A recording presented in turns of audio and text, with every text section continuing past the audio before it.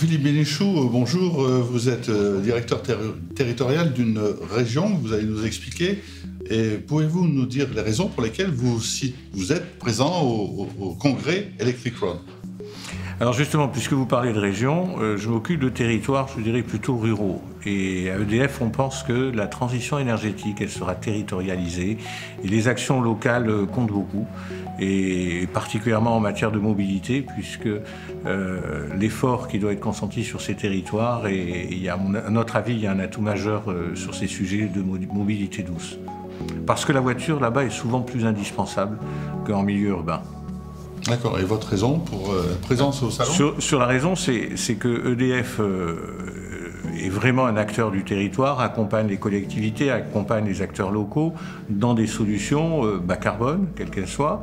Et la part de la mobilité électrique est, à notre sens, très importante, à la fois sur le plan de l'accompagnement du réseau, notamment par rapport à un effet stockage sur lequel on a plein de solutions, ou en relais de nos actions de bas carbone, puisque l'idée étant que ces territoires doivent aussi produire des efforts en matière de bas carbone, et la solution mobilité douce en est une.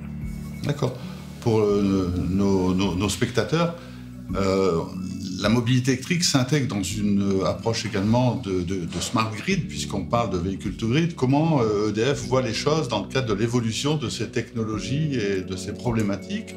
Parce que ça va mailler tout le territoire, à terme. Alors vous savez, je travaille sur des territoires, si je prends l'exemple des Landes ou du Lot-et-Garonne, où vous avez aujourd'hui beaucoup de projets en matière de production, par exemple, photovoltaïque.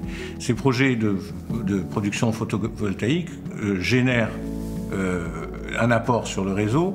Et pour prendre l'exemple que vous me dites, on pense qu'aujourd'hui, les véhicules électriques tels qu'ils sont faits, c'est aussi quelque part des batteries sur roues, si je peux prendre cette image. C'est-à-dire qu'on a aujourd'hui des productions qui sont à des endroits et qui arrivent sur le réseau.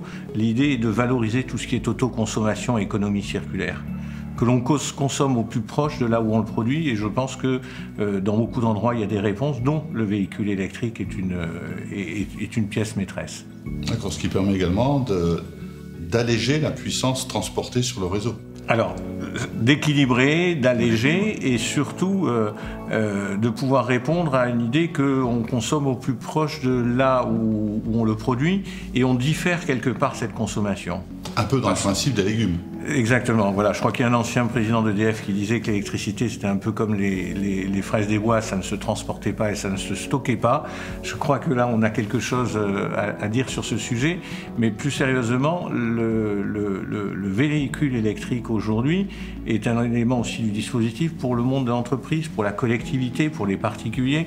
On peut très bien imaginer aujourd'hui, puisque vous me parlez on pourrait échanger la question du V2G, des bornes par exemple bidirectionnelles.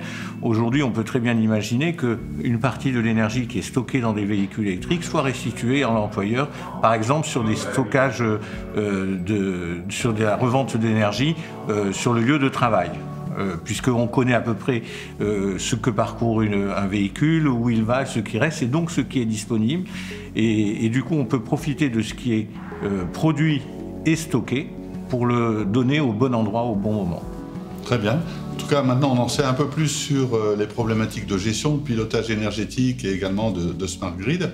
Merci en tout cas pour votre présence à Electric Road 2021. Certainement l'année prochaine, puisque nous avons réitéré notre action 2022. Et en tout cas, merci pour ces compléments d'information. Je vous en prie, merci.